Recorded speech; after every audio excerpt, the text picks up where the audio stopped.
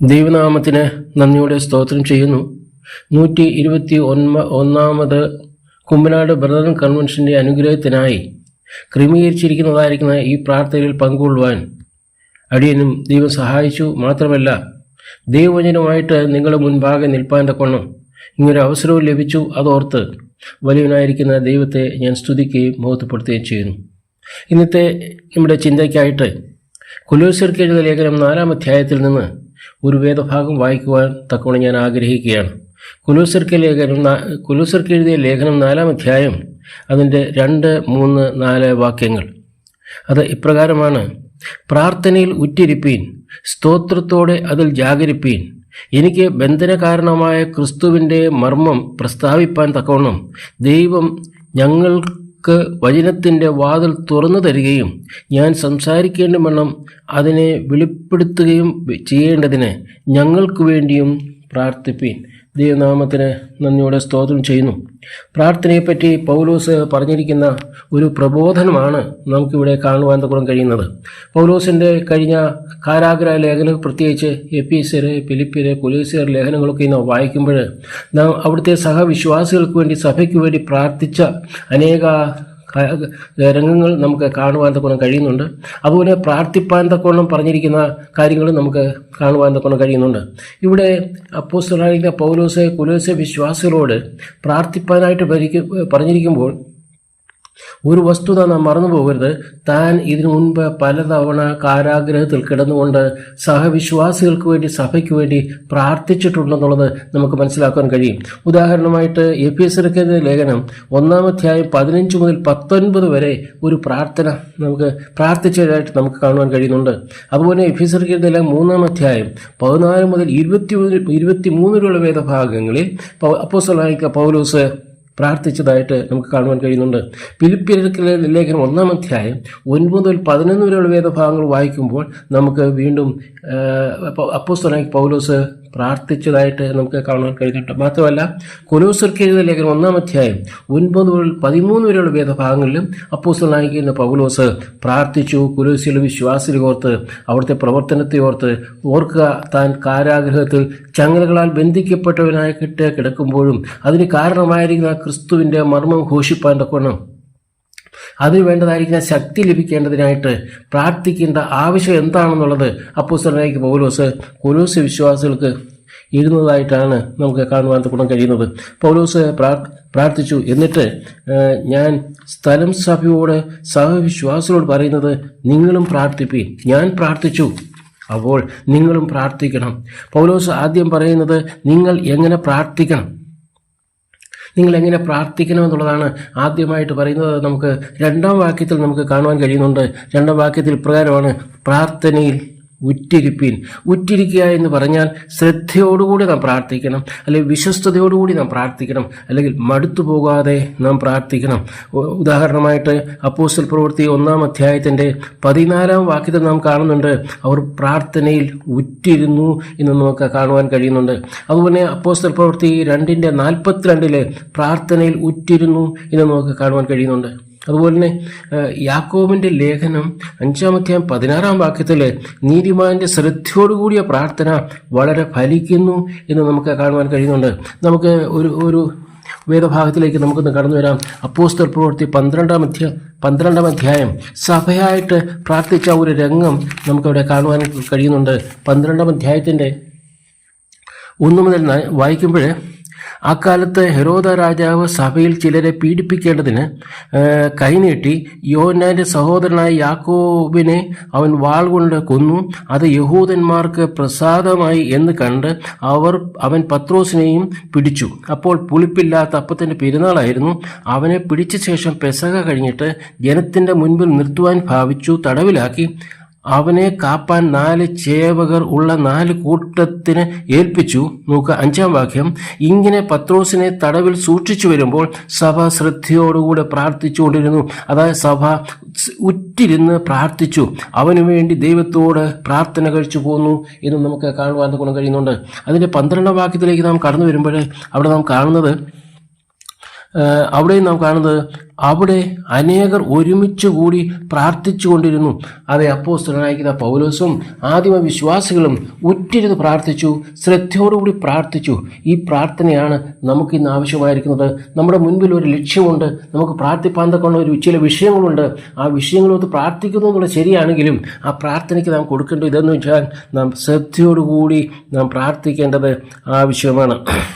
അതുപോലെ തന്നെ മടുത്തു പോകാതെ നമ്മൾ പ്രാർത്ഥിക്കണം. ലൂക്കോസ് 18-ാം അധ്യായത്തിന് 1-ാം വാക്യത്തിൽ നാം കാണുന്നുണ്ട്, ഇടപെടാതെ നാം പ്രാർത്ഥിക്കണം. 1 തെസ്സലോനിക്കർ 5:17 നാം കാണുന്നുണ്ട്.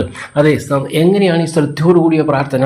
ഒരു മകൻ പിതാവിനോട് ഒരിക്കൽ ഇപ്രകാരം പറഞ്ഞു, അപ്പാ എല്ലാവരും എന്നെ കളിയാക്കുകയാണ്, ഞാൻ പോകുമ്പോഴും വരുമ്പോഴും ഒക്കെയും ആൾക്കാരെന്നെ പുച്ഛിക്കുകയും പരിഹസിക്കുകയും നിന്ദിക്കുകയൊക്കെ ചെയ്യുകയാണ്, ഞാൻ എന്താണ് ചെയ്യേണ്ടത്? അപ്പോൾ പിതാവ് ഒരു കാര്യം ചെയ്തു, ഒരു കുപ്പി ഗ്ലാസ്സിൽ വെള്ളം നിറച്ച് തുമ്പോളം നിറച്ചതിന് ശേഷം ആ മകനോട് പറഞ്ഞു, മോനെ, ഒരു തുള്ളി വെള്ളം പോലും താഴെ വീഴരുത്.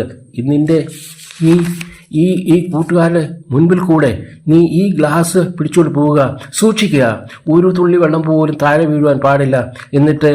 എന്നിട്ട് ആ മകൻ ആ ഒരു തുള്ളി വെള്ളം പോലും വീഴാതെ വളരെ കാര്യമായിട്ട് വളരെ ശ്രദ്ധയോടുകൂടി ആ ഗ്ലാസും പിടിച്ചുകൊണ്ട് കടന്നുപോയിട്ട് അവൻ തിരികെ വന്നു. അങ്ങനെ അവൻ ചെയ്തു. പിതാവ് ചോദിച്ചു, ഇനി നിന്റെ കൂട്ടുകാർ എന്തെങ്കിലും പറഞ്ഞോ? നിന്നെ എന്തെങ്കിലും വഴക്ക് പറഞ്ഞോ? അപ്പോൾ ആ മകൻ പറഞ്ഞ ഉത്തരം, അറിയത്തില്ല ഡാഡി, കാരണം ഞാൻ ശ്രദ്ധിച്ചില്ല. കാരണം ഡാഡി പറഞ്ഞല്ലോ ഈ ഗ്ലാസ്സിലെ ഒരു തുള്ളി വെള്ളം പോലും താഴെ വീഴരുതെന്ന്. അപ്പോൾ എൻ്റെ ശ്രദ്ധ അവിടെയായിരുന്നു. എവിടെ? എൻ്റെ ഗ്ലാസ്സിൽ നിന്ന് ഒരു തുള്ളി വെള്ളം പോലും താഴെ വീഴരുതെന്നുള്ള ആ ശ്രദ്ധയോടുകൂടി ഞാൻ നടന്നതുകൊണ്ട് എൻ്റെ അരികിൽ നിന്നവർ ആരെന്തു പറഞ്ഞു എന്നുള്ളത് ഞാൻ ശ്രദ്ധിച്ചില്ല. അതേ പ്രിയരെ, ഇതാണ് ശ്രദ്ധയോടുകൂടിയ പ്രാർത്ഥന. ഈ പ്രാർത്ഥനയാണ് നമുക്ക് ആവശ്യമായിരിക്കുന്നത്. നമ്മുടെ മുൻപിൽ ഒരു ലക്ഷ്യമുണ്ട്. ആ ലക്ഷ്യം എന്തെന്ന് ചോദിച്ചു കഴിഞ്ഞാൽ 121-ാമത് കുമ്പനാട് ബ്രദറൻ കൺവെൻഷൻ്റെ അനുഗ്രഹം. അനേക ദൈവദാസന്മാർ ഒരുങ്ങി വരണം, അനുഗ്രഹിക്കപ്പെട്ടതായിരിക്കും, വചനം കേൾക്കണം, അവരെ ദൈവകൃപയിലും ദൈവ പരിശുദ്ധാത്മ നിറവിലും വചനം സംസാരിക്കണം, അതിൻ്റെ ആവശ്യങ്ങളൊക്കെ നിറവേറണം. ഇതൊക്കെ നമ്മുടെ ആഗ്രഹമാണ്. എന്നാൽ പ്രാർത്ഥനയുണ്ട്. എന്നാൽ ശ്രദ്ധയോടുകൂടിയ പ്രാർത്ഥനയിൽ ഉറ്റിരിക്കുന്ന ഒരു സ്വഭാവം നമ്മുടെ ജീവിതത്തിലുണ്ടോ? നമുക്ക് സ്റ്റേഡിയത്തിൽ ഓടുന്നവർ, ഓട്ടക്കളത്തിൽ ഓടുന്നവർ, ഗ്രൗണ്ടിൽ ഓടുന്നവർ, സ്റ്റേജിൽ പലരും ഹായ് പറയുമ്പോഴും നാം അതിനെ ശ്രദ്ധിക്കാറില്ല. നാം ഓടുകയാണ്, നമുക്കൊരു ലക്ഷ്യമുണ്ട്, ഒന്നാമത് എത്തണമെന്നുള്ളത്. ആ ലക്ഷ്യത്തിൽ വെച്ചുകൊണ്ട് നാം ഓടുമ്പോൾ നമ്മൾ ഇനി ചുറ്റുപാട് സ്റ്റേജിലിരിക്കുന്നവർ എന്തെല്ലാം പറഞ്ഞാലും എന്തെല്ലാം ഹൈ അടിച്ചാലും നെഗറ്റീവ് പോസിറ്റീവ് കമൻറ്റ് പാസ് ചെയ്താലും നാം ഒന്നും ശ്രദ്ധിക്കാൻ പോകുന്നില്ല. കാരണം നമുക്കൊരു ലക്ഷ്യം മാത്രമേ ഉള്ളൂ. ആ ലക്ഷ്യം വെച്ചുകൊണ്ടാണ് നാം മുൻപോട്ട് പോകുന്നത്. അതാണ് പ്രിയരെ, ഉറ്റിരുന്ന് പ്രാർത്ഥിക്കുക. പ്രാർത്ഥനയിൽ ഉറ്റിരിപ്പെന്ന് പറഞ്ഞു കഴിഞ്ഞാൽ അതാണ് ആവശ്യമായിരിക്കുന്നത്. പിന്നെ ഉറ്റിരുന്ന് പ്രാർത്ഥിക്കുമ്പോൾ നമുക്ക് ഒരു വിഷയം കൂടി നമ്മൾ അറിഞ്ഞിരിക്കേണ്ടത് ആവശ്യമാണ്. ഒരു നിസ്സഹായത നമ്മുടെ ജീവിതത്തിൽ ആവശ്യമാണ്. എൻ്റെ ഒരു അസുഖം വന്നു, എൻ്റെ ഒരു പണമുണ്ട്, ബാങ്ക് ബാലൻസ് ഉണ്ട്, ഞാൻ പൈസ എടുത്തു, ഏറ്റവും നല്ല ഹോസ്പിറ്റലിലേക്ക് പോയി ഞാൻ ചികിത്സിക്കുന്നു. അപ്പോൾ സഹോദരന്മാരോട് പറയും, ഇനി പ്രാർത്ഥിക്കണം. ആ പ്രാർത്ഥനയ്ക്ക് ഒരു നിസ്സഹായതയില്ല. കാരണം എൻ്റെ ഒരു ബലമുണ്ട്, എനിക്ക് ചില കാര്യങ്ങൾ ചെയ്യുവാൻ കഴിയും, അതുകൊണ്ടുള്ള പ്രാർത്ഥന. എന്നാൽ ആരുമില്ലാത്തതായിരിക്കും സമയത്ത്, സാമ്പത്തികമായിട്ട് വളരെ ബുദ്ധിമുട്ട് അനുഭവിക്കുന്ന സമയത്ത്, കൂട്ടുകാർ, നാട്ടുകാർ, വീട്ടുകാർ എല്ലാവരും കൈവിടുന്നതായിരിക്കുന്ന സമയത്ത്, ഡോക്ടർ പോലും കൈവിട്ടതായിരിക്കുന്ന സമയത്ത്, ആ സമയത്താണ് നിസ്സഹായത കടന്നു വരുന്നത്. ആ നിസ്സഹായത കടന്നു വരുമ്പോൾ നാം പ്രാർത്ഥിക്കുമ്പോൾ നാം ദൈവത്തോട് ഹൃദയം നുറുങ്ങി നാം ദൈവത്തോട് പ്രാർത്ഥിക്കും. അതുപോലെ രണ്ടാമതായിട്ട് നാം അതേ വാക്യത്തിൽ 1-ാം വാക്യത്തിൽ തന്നെ നമുക്ക് കാണുവാൻ കഴിയുന്നത് കൊലോസ്യർക്കിലേക്ക് നമുക്ക് കടന്നു വരാം. കൊലോസ്യർക്ക് ലേഖനം 4-ാം അധ്യായമാണോ അതിൻ്റെ 2-ാം വാക്യത്തിൽ പറയുന്നത്, സ്തോത്രത്തോടെ അത് ജാഗരിപ്പീൻ. അതെ, സ്തോത്രത്തോടുകൂടി നമ്മൾ ഈ പ്രാർത്ഥനയുടെ വിഷയം വെച്ചുകൊണ്ട് നാം സ്തോത്രത്തോട് പ്രാർത്ഥിക്കണം. അതിനുവേണ്ടി നമ്മൾ ജാഗരൂകരായിരിക്കണം. മർക്കോസ് സുവിശേഷം 13-ാം 33 വായിക്കുന്നുണ്ടല്ലോ, നിങ്ങൾ ഉണർന്ന് ഇരുന്ന് പ്രാർത്ഥിപ്പീൻ. 14:38 നാം അപ്രകാരം നാം കാണുന്നുണ്ടല്ലോ. എല്ലാറ്റിനും വേണ്ടി എപ്പോഴും നമ്മൾ പ്രാർത്ഥിക്കുന്നവരായിരിക്കണം. ആ പ്രാർത്ഥന സ്തോത്രത്തോടു കൂടി ആയിരിക്കണം. അത് പ്രാർത്ഥനയായാലും അപേക്ഷയായാലും നിങ്ങളുടെ ആവശ്യങ്ങൾ സ്തോത്രത്തോടുകൂടെ ദൈവത്തോട് അറിയിക്കുക അത്രേ വേണ്ടത്. അത് ഫിലിപ്പിയർ ലേഖനം 4-ാം അധ്യായം 6-ാം വാക്യത്തിൽ നാം ഇപ്രകാരമാണ് കാണുന്നത്, എല്ലാറ്റിലും പ്രാർത്ഥനയാലും അപേക്ഷയാലും നിങ്ങളുടെ ആവശ്യങ്ങൾ സ്തോത്രത്തോടുകൂടെ ദൈവത്തോട് അറിയിക്കുക അത്രേ. പ്രാർത്ഥിച്ച് ഇന്നലെ ചോദിച്ചതിന് ശേഷം ഉത്തരം ലഭിച്ചതിന് ശേഷം ലഭിച്ചാലും ലഭിച്ചില്ലെങ്കിലും നാം പ്രാർത്ഥിക്കേണ്ടത് ആവശ്യമാണ്. അതാണ് സ്തോത്രത്തോട് പ്രാർത്ഥിക്കുക എന്ന് പറയുന്നത് നമുക്ക് മനസ്സിലാക്കുക. അതുവേണ്ടി നമ്മൾ ജാഗരിക്കേണ്ടത് ആവശ്യമാണ്. മൂന്നാമതായിട്ട് അതിൻ്റെ 3-4 വാക്യം ഞാൻ വായിക്കാൻ ആഗ്രഹിക്കുകയാണ്. കൊലോസ്യർക്ക് എഴുതിയ ലേഖനം 4-ാം അധ്യായത്തിൻ്റെ 3-4 വാക്യം. അതിപ്രകാരമാണ്: എനിക്ക് ബന്ധനകാരണമായ ക്രിസ്തുവിൻ്റെ മർമ്മം പ്രസ്താവിപ്പാൻ തക്കവണ്ണം ദൈവം ഞങ്ങൾക്ക് വചനത്തിൻ്റെ വാതിൽ തുറന്നു തരികയും ഞാൻ സംസാരിക്കേണ്ട വണ്ണം അതിനെ വെളിപ്പെടുത്തുകയും ചെയ്യേണ്ടതിന് ഞങ്ങൾക്ക് വേണ്ടിയും പ്രാർത്ഥിക്കുകയും. അതേ അപ്പോസ്തലനായിരിക്കുന്ന പൗലോസ് ഇത്ര ദൈവദാസൻ, വലിയൊരു ദൈവദാസൻ, ദൈവത്താൽ വിളിച്ചു വേർതിരിക്കപ്പെട്ടതായിരിക്കുന്ന ഈ അപ്പോസ്തലനായ പൗലോസ് പറയാണ്, നിങ്ങളുടെ പ്രാർത്ഥന, നിങ്ങളുടെ സഭയിലെ സഹവിശ്വാസികളുടെ പ്രാർത്ഥന എനിക്ക് ആവശ്യമാണ്. അതേ പ്രിയരെ, നമ്മുടെ പ്രാർത്ഥന, നമ്മുടെ ദൈവദാസന്മാർ ഇനിയും ഈ 121ാമത് ബ്രദറൻ കൺവെൻഷനിൽ കടന്നു വരുന്ന ദൈവദാസന്മാരുണ്ടല്ലോ, അവർക്ക് വേണ്ടി ഞങ്ങൾ ഉറ്റിരുന്ന് നമ്മൾ പ്രാർത്ഥിക്കേണ്ടത് ആവശ്യമാണ് എന്നുള്ള കാര്യം നമ്മൾ ഒരിക്കലും മറന്നു പോകരുത്. മൂന്നാമതായി നാം കാണുന്നത്, ഞങ്ങൾക്ക് വേണ്ടി പ്രാർത്ഥിക്കുക എന്ന് പറഞ്ഞാൽ സുവിശേഷ വേലക്കാർക്ക് വേണ്ടി നമ്മൾ പ്രാർത്ഥിക്കണം. അത് ഓരോരുത്തരുടെയും പേരെടുത്ത്, നമുക്ക് എത്രയും സുവിശേഷ വേലക്കാരെ അറിയാമോ ആ സുവിശേഷ വേലക്കാരുടെ പേരെടുത്ത് നാം പ്രാർത്ഥിക്കണം. മൊത്തമായിട്ട് ലോകത്തുള്ള സകല സുവിശേഷന്മാരെയും പ്രാർത്ഥിക്കുക എന്നുള്ളതായിരിക്കുന്ന ആ പല്ലവി വിട്ടിട്ട് ഓരോ സുവിശേഷന്മാരെയും, നമുക്ക് എത്ര സുവിശേഷന്മാരുടെ പേരറിയാമോ ആ പേരറിഞ്ഞ് നമ്മളവിടെ പ്രാർത്ഥിക്കണം. അതുപോലെ സുവിശേഷം ഘോഷിപ്പാനായിട്ട് എന്താണ് നമുക്ക് ഘോഷിക്കേണ്ടത്, എന്താണ് പ്രസ്താവിക്കേണ്ടത്? ഇവിടെ പറയുന്നത്, എൻ്റെ ബന്ധനകാരണമായ ക്രിസ്തുവിൻ്റെ മർമ്മം പ്രസ്താവിക്കുക. പ്രസ്താവിപ്പാൻ പൗലോസിന് ഒന്നേ ഉള്ളൂ, ആ പറയുന്നത് ക്രിസ്തുവിൻ്റെ മർമ്മം, അതായത് സുവിശേഷമാണ്. നമുക്കറിയാം, ഈ വലിയ ഈ പ്രാർത്ഥനയുടെ ശക്തിയാണ് അനേക ജീവിതത്തിൽ മാറ്റം വരുത്തുവാൻ തക്കണം ഇടയായി തീർന്നത്. അനേക ആത്മാക്കൾ രക്ഷയെങ്കിലേക്ക് കടന്നു വരുവാൻ തക്കണം ഇടയായി തീർന്നത് ഈ പ്രാർത്ഥനയാണ്. അനേക ദൈവമക്കളുടെ പ്രാർത്ഥനയാണ്. പ്രിയരെ, നമ്മുടെ ഈ ചെറിയ പ്രാർത്ഥന ഉണ്ടല്ലോ, ഈ ഉറ്റിരുന്ന് പ്രാർത്ഥിച്ചു കഴിഞ്ഞാൽ, ശ്രദ്ധയോടുകൂടി പ്രാർത്ഥിച്ചു കഴിഞ്ഞാൽ, അന്യന്യ സകല വിഷയങ്ങളെ വിട്ടിട്ട് ഒരു ഏകാഗ്രചിത്തയോടുകൂടി നാം പ്രാർത്ഥിക്കുന്നുവെങ്കിൽ തീർച്ചയായിട്ടും നമ്മുടെ പ്രാർത്ഥന ദൈവം കേൾക്കും, പ്രാർത്ഥനയ്ക്ക് ഉത്തരം തരും. അത് DL മൂഡിയോട് ഒരു പ്രാവശ്യം ചോദിച്ചു, നിങ്ങളുടെ ഈ പ്രസംഗത്തിൻ്റെയൊക്കെ അതിൻ്റെ ട്രിക്ക് എന്താണ്, ഇതിൻ്റെ രഹസ്യം എന്താണെന്ന് പറയാമോ? അന്നേരം അദ്ദേഹം സ്റ്റേജിൽ നിന്നും പുറമോട്ട് നോക്കി കർട്ടൻ വലിച്ചിട്ട് പറഞ്ഞു, നോക്കൂ, കുറച്ച് സഹോദരന്മാരിയ്ക്കുന്ന കണ്ടില്ലേ, ഇവർ പ്രാർത്ഥിക്കുകയാണ്. എൻ്റെ പ്രസംഗത്തിൻ്റെ ആ വലിയ രഹസ്യം എന്ന് പറയുന്നത് ഈ സഹോദരന്മാർ ഈ കർട്ടന് പിന്നിലിരുന്ന് പ്രാർത്ഥിക്കുന്നതാണ്.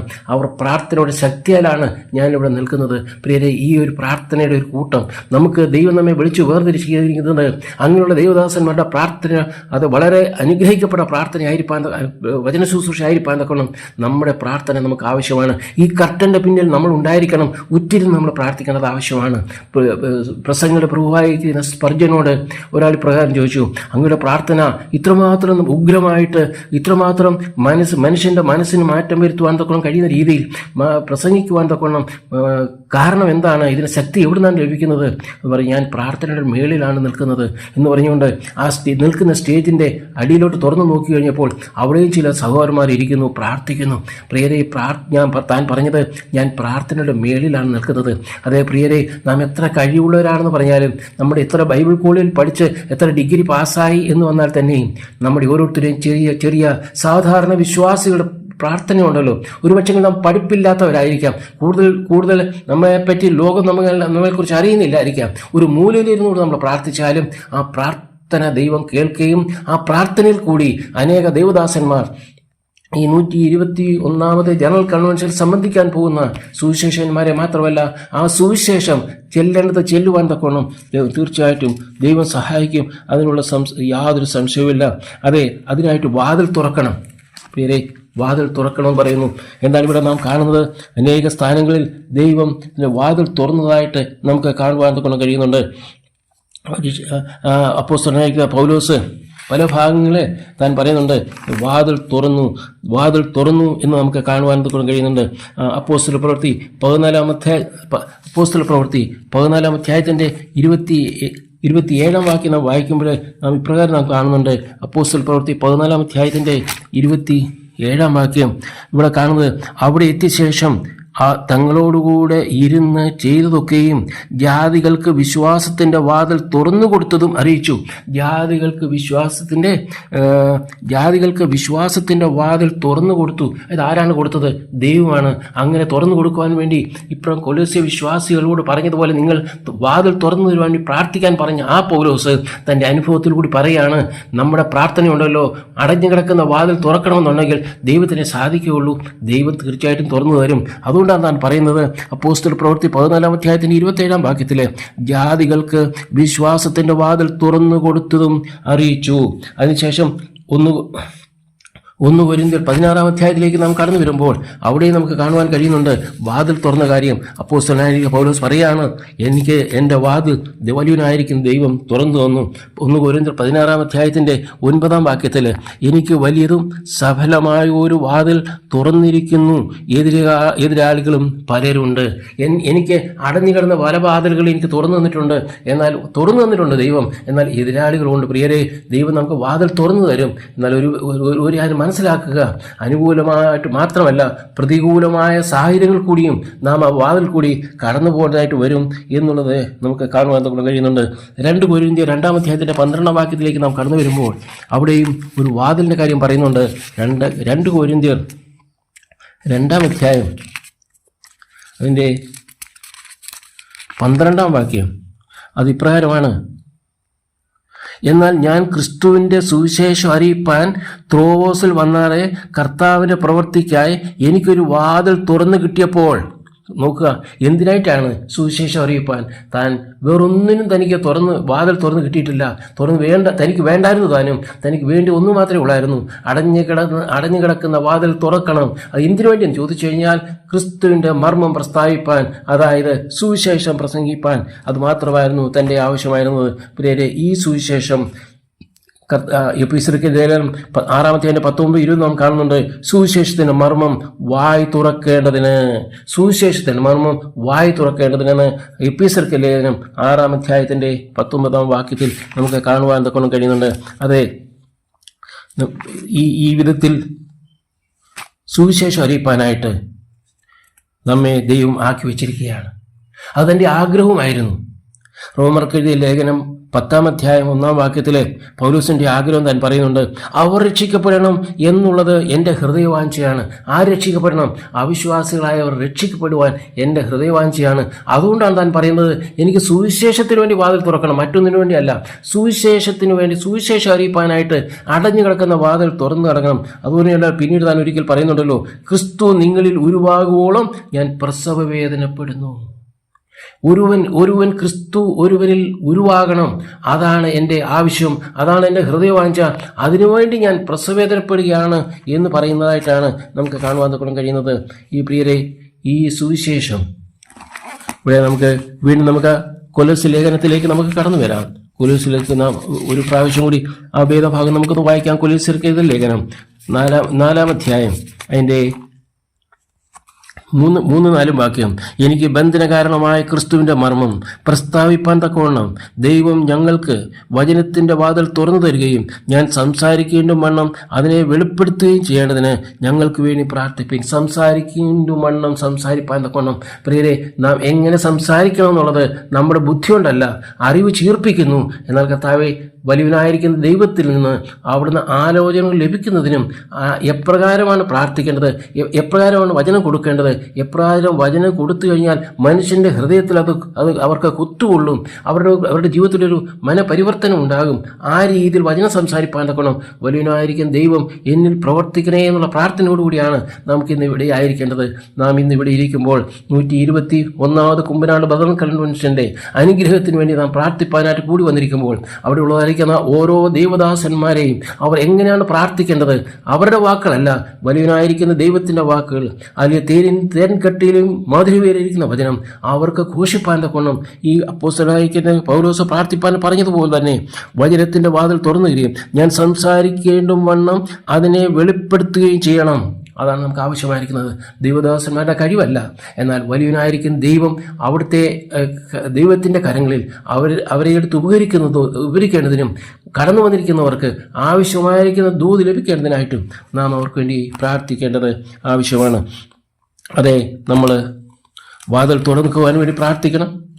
അതുപോലെ തന്നെ വചനം സംസാരിക്കേണ്ട രീതിയിൽ നാം സംസാരിക്കുവാൻ വേണ്ടി നാം പ്രാർത്ഥിക്കണം. അതുമാത്രമല്ല, ഇനി നമുക്ക് എന്ത് ചെയ്യുവാൻ കഴിയും? പലപ്പോഴും ഇവിടെയാണ് നാം ചില കാര്യങ്ങൾ ഓർക്കേണ്ടതായിട്ടുണ്ട്. അത് ഞാൻ പറഞ്ഞുകൊണ്ട് എൻ്റെ വാക്കുകൾക്ക് ഞാൻ വിരാമം കുറിക്കുവാൻ ആഗ്രഹിക്കുന്നു. പ്രിയരെ, ഈ ഡിസംബർ മാസത്തിൽ നടക്കുന്ന കുമ്പനാട് കൺവെൻഷൻ 121ാമത് കൺവെൻഷൻ, അത് 7 ദിവസത്തെ പ്രോഗ്രാമിന് ശേഷം നാം സകലം മറന്നു പോവുകയാണ്. പിന്നെ അതിന് അടുത്ത വർഷത്തെ കൺവെൻഷന് വേണ്ടി ഒരുപക്ഷെ നാം ചിന്തിക്കുകയും അതിനെക്കുറിച്ച് ആലോചിക്കുകയും ചെയ്യും. എന്നാൽ ഈ 7 ദിവസത്തെ ദൈവവചനം ഘോഷിച്ചതിൽ കൂടി അത് എങ്ങനെ മറ്റുള്ളവരുടെ അടുക്കൽ എത്തിക്കുവാൻ കഴിയും, അത് നമ്മൾ ചിന്തിക്കണം. യൂട്യൂബിൽ ഇടുന്നതായിരിക്കുന്ന വചനമുണ്ടല്ലോ, അത് നമ്മൾ എത്രയും പേർക്ക് നമുക്ക് ഷെയർ ചെയ്യാമോ അത്രയും പേർക്ക് നമ്മൾ ഷെയർ ചെയ്യണം. അത് ഒരു ദിവസമല്ല, ഈ 7 ദിവസത്തെ വചനം കേട്ടതിന് ശേഷം നാം എല്ലാവരും പറയും, ഇന്നത്തെ വചനം നല്ലതായിരുന്നു, വളരെ അനുഗ്രഹിക്കപ്പെട്ട വചനമായിരുന്നു. എന്നാൽ അത് പോരാ. അവിടെ നമ്മൾ ഫുൾ സ്റ്റോപ്പ് ഇടുകയല്ല, ഒരു കോമ ഇട്ടുകൊണ്ട് നമുക്ക് ഈ വചനം അനേകരടുത്ത് എത്തക്കത്തക്ക രീതിയിൽ അടുത്ത വർഷം ഡിസംബർ വരെയും ഈ നമുക്ക് ഷെയർ ചെയ്യുന്നിടത്തോളം നമ്മൾ ഷെയർ ചെയ്യുക. അത് ഫേസ്ബുക്കിലായിട്ട്, ഇൻസ്റ്റാഗ്രാമിലായിട്ട്, വാട്സപ്പ് സ്റ്റാറ്റസിലായിട്ട്, എവിടെയൊക്കെ നമുക്ക് ചെയ്യാമോ അവിടെ അത് നമുക്ക് ചെയ്യാവുന്നതാണ്. അതിനുവേണ്ടി നമ്മൾ ഒന്നും ചെയ്യേണ്ട, ഇരിക്കുന്ന ഇടത്തിലിരുന്നുകൊണ്ട് നമുക്ക് ചെയ്യുവാൻ തൊക്കെ നമുക്കൊരു പഠിപ്പിൻ്റെ ആവശ്യമില്ല. അത് നമുക്ക് ഷെയർ ചെയ്ത് അനേകർക്ക് അത് കൊടുക്കുവാൻ അത് നമ്മൾ ചെയ്തേ മതിയാകുകയുള്ളൂ. അത് 7 ദിവസത്തെ പ്രവർത്തനത്തിൽ ശുശ്രൂഷയിൽ കൂടി നാം ചിലവാക്കിയതായിരിക്കുന്ന പൈസയുടെ റിട്ടേൺ കിട്ടണമെന്നുണ്ടെങ്കിൽ ഈ കൺവെൻഷൻ തീർന്നതിന് ശേഷം നമ്മുടെ പ്രവൃത്തി ആരംഭിക്കണം. നമ്മുടെ പ്രാർത്ഥിച്ചാൽ തീർന്നു, അതോടുകൂടി ഇനി അടുത്ത വർഷത്തെ കാര്യം നോക്കുകയല്ല. ഈ വർഷത്തിൽ തന്നെ അടുത്ത ഡിസംബർ വരെ നാം ഈ വചനം നമ്മുടെ അനേകരടുത്തേക്ക് നാം കൊണ്ടുപോകേണ്ടത് ആവശ്യമാണ്. വേണമെന്നുണ്ടെങ്കിൽ അനേക വലിയ അവരുടെ ഭാഷ അന്യഭാഷകളിലാക്കി അത് യൂട്യൂബിലിരുന്നൊക്കെ നാം കാണുന്നുണ്ടല്ലോ. ഡോക്ടർ ബില്ലി ഗ്രാമിൻ്റെയും ജോയിസ് മേയറിൻ്റെയും ഒക്കെ മെസ്സേജസുകൾ എത്ര ഭംഗിയായിട്ട് അവരത് ഭാഷാന്തരം ചെയ്ത് മലയാളത്തിലും ഹിന്ദിയിലും ഒക്കെ ആക്കിയിട്ടുണ്ട്. അങ്ങനെയെങ്കിൽ പ്രിയരെ, അനുഗ്രഹിക്കപ്പെട്ട വിലയേറിയ നമ്മുടെ ദൈവദാസന്മാരുടെ ദൈവവചനം, അത് സുവിശേഷ ദൂതായാലും ബൈബിൾ സ്റ്റഡി ആയാലും വേറെ ഏതെങ്കിലും വിഷയങ്ങളുള്ള ബന്ധത്തിലായിരുന്നാലും അത് മറ്റുള്ള ഭാഷക്കാർക്ക് മനസ്സിലാകത്തക്ക രീതിയിൽ അതിനെ ഭാഷാന്തരം ചെയ്ത് അത് അനേകർ പ്രയോജനകരമായ രീതിയിൽ പ്രയോജനപ്പെടുത്തുവാൻ തക്കണം. ഈ കൺവെൻഷൻ കഴിഞ്ഞതിന് ശേഷവും നമുക്ക് വളരെ ഉത്തരവാദിത്വമുണ്ട്, നമ്മുടെ ജീവിതത്തിൽ വളരെ റെസ്പോൺസിബിലിറ്റി ഉണ്ട്.